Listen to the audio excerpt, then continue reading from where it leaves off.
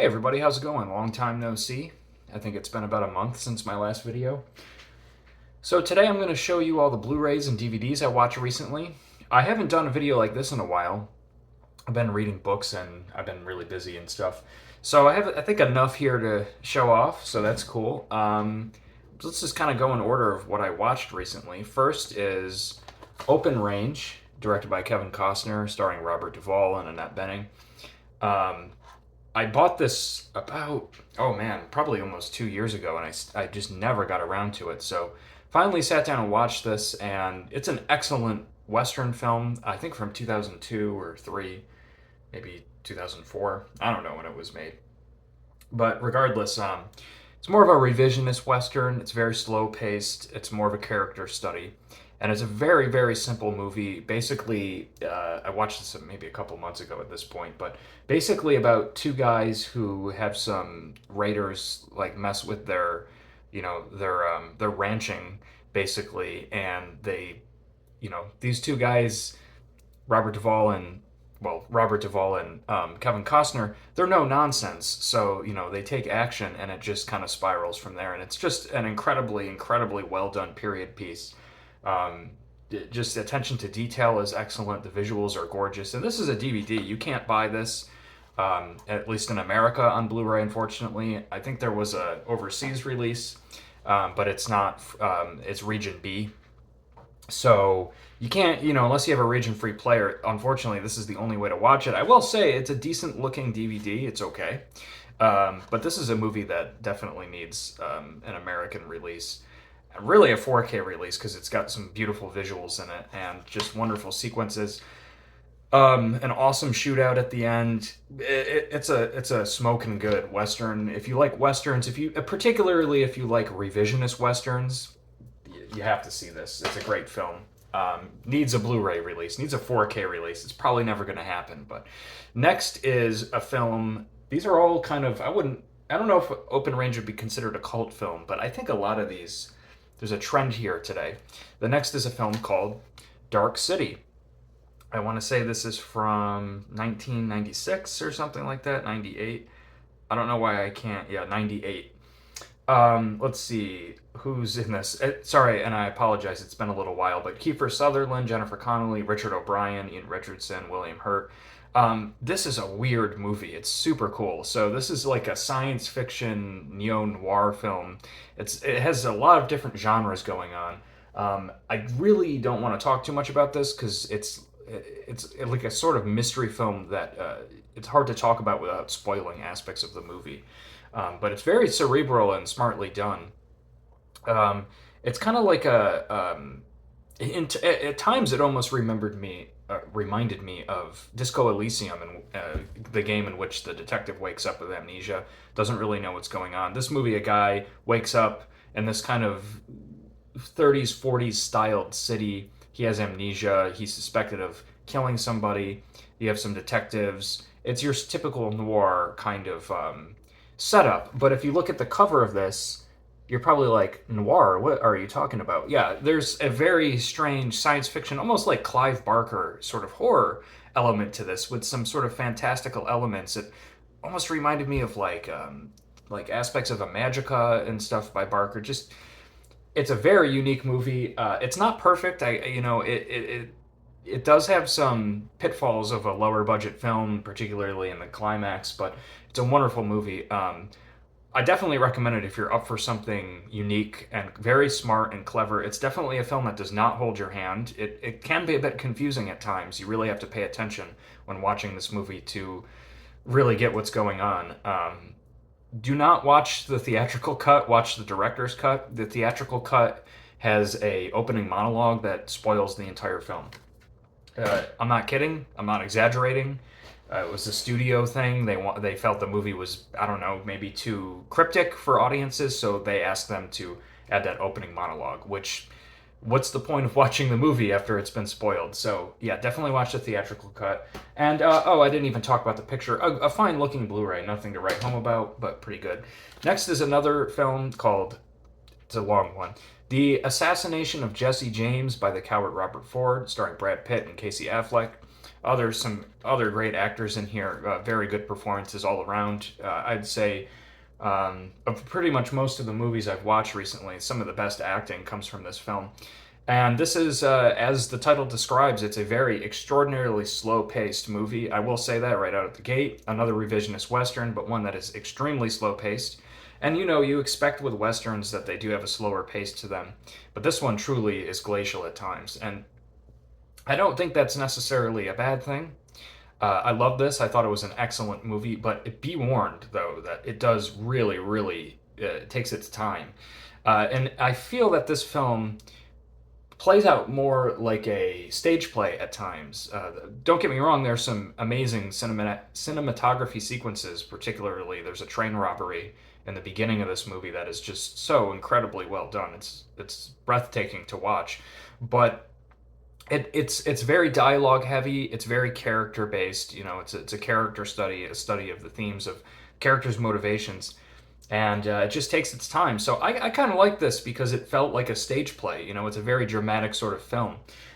Definitely worth watching. Not for people that don't like character studies or dialogue heavy movies or slow paced films, but certainly a very well done movie. And one I'll watch again. I'm very glad I liked it. Let me just throw this in quick because I have the slip kind of cover thing here, but we have Sopranos on Blu-ray. It's just the slip cover. What do I got in here? Season 6 Part 2 and Season 5 and Season 6 Part 1. The other ones are downstairs. I'm on Season 5 right now. I've seen The Sopranos probably in its entirety 3 times, so this is probably my fourth watch through of this.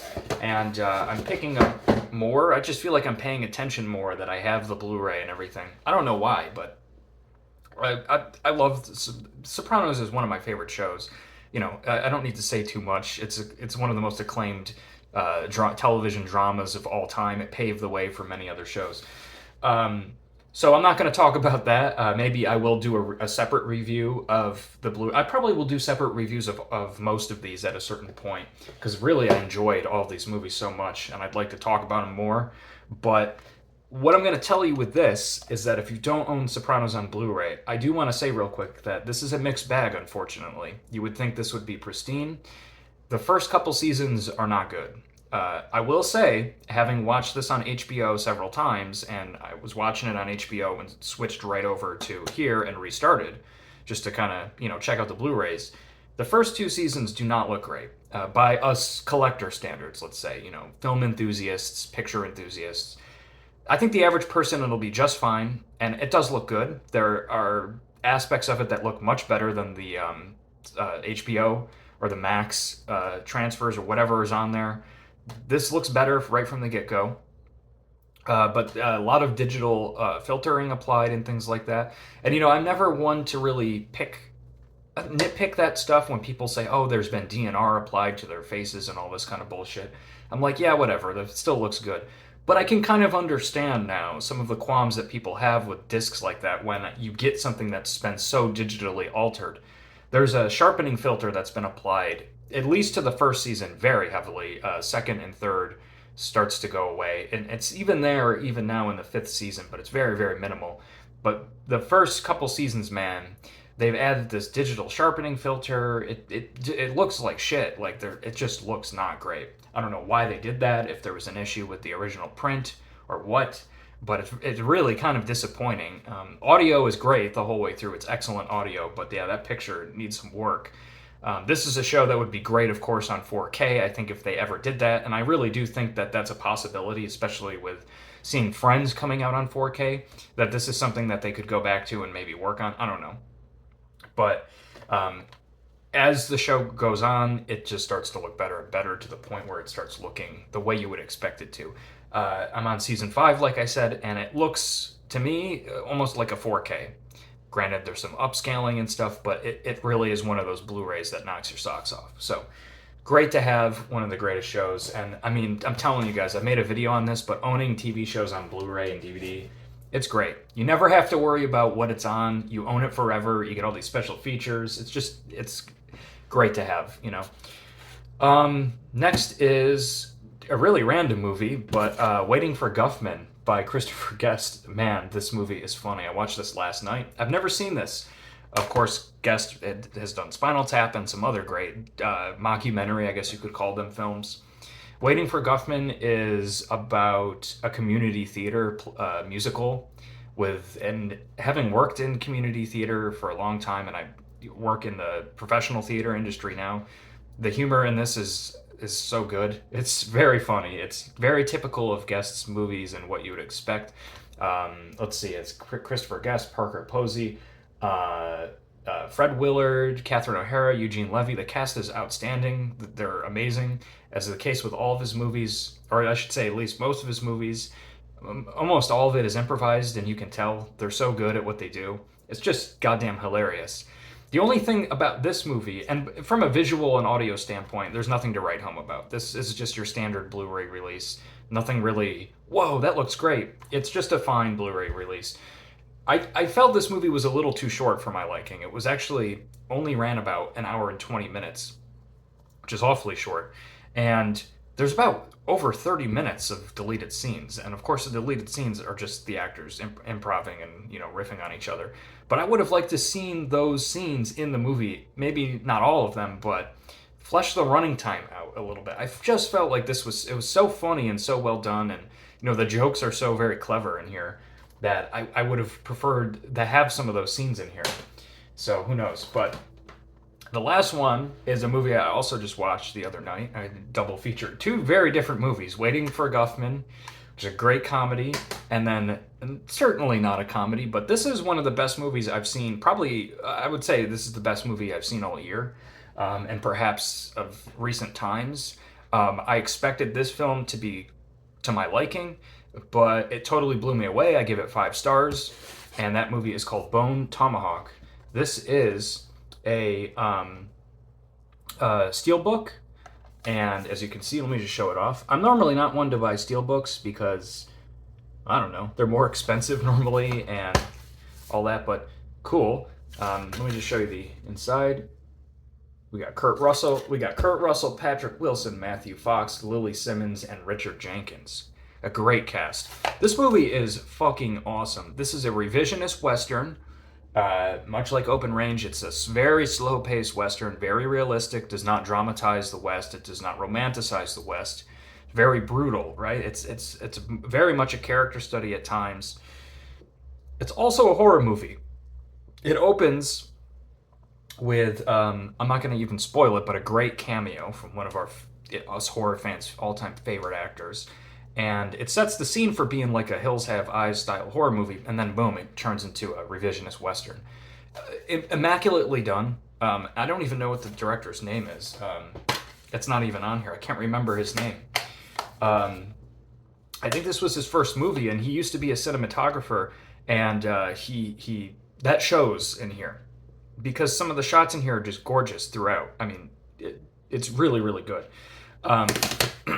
Kurt Russell and Kurt Russell's the sheriff of this little small town, and you have Patrick Wilson as his deputy, who's has a leg injury, so he's not working, and then you have Richard Jenkins as the backup deputy, and they get into some trouble with some sort of, I don't want to say creatures, but some sort of tribe of some sort, and it becomes a search and rescue movie, and much of the movie is them traveling through the wilderness to rescue these people, and my word, is it just done so well. Just the authenticity in this film, the characterization of these characters. I mean, this movie's not very long. It's about 2 hours and 10 minutes or so, but that little extra running time, just there's so many amazing monologues in this movie, and I think the guy that directed this also wrote this, which is just blows my mind. The writing here is so good. The language is so period appropriate, and like I said, monologues. You just get long monologues from characters that are so clever and so well written. It's just wonderful. It's like everything I want in a Western movie. It's absolutely beautiful. This is one of the greatest Blu-rays I have seen in a long time. It is beautiful. I have very little qualms with it. There's a few minor issues I would get into maybe in another video, but it's very, very clean looking. It's very beautiful. The lighting in here is excellent. There's a lot of night shots in this film that are done very well.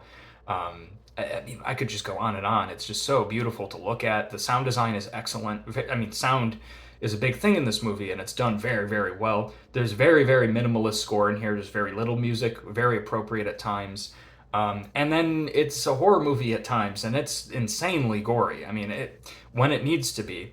And that was something going into this movie that I was like, I wonder how they're going to balance the two. It's like 90% a western and 10% a horror, but it never feels lopsided. Like they didn't balance it correctly. The horror elements come out when they need to, and wow, it is violent. So be warned that if you can't handle violence, this is not for you because it's insanely violent.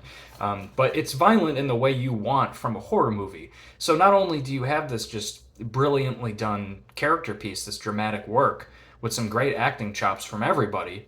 Um, Particularly Richard Jenkins. I mean, Kurt Russell's awesome, of course. Patrick Wilson even does a great job. Matthew Fox is good. Lily Simmons, not so much. I think that was the only weak link. But man, Richard Jenkins, personally for me, stole the show.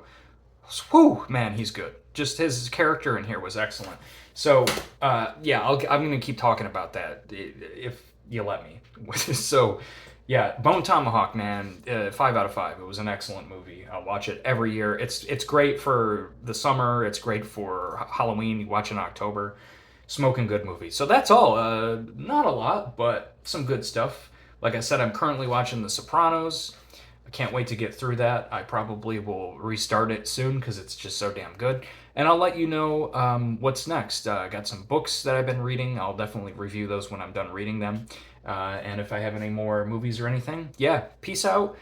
As always, I like to hear what you folks are up to. You got any new books? You picked up any new Blu-rays or anything? Let me know. Any new 4Ks? No 4Ks here, as you notice. I haven't picked any up in a long time. Nothing that has struck my interest, but anything you got and you want to talk about, let me know. Or if you've seen any of these movies, particularly Bone Tomahawk, because I just loved it, let me know and we'll chat about it. All right, so take it easy, have a great day, and peace out.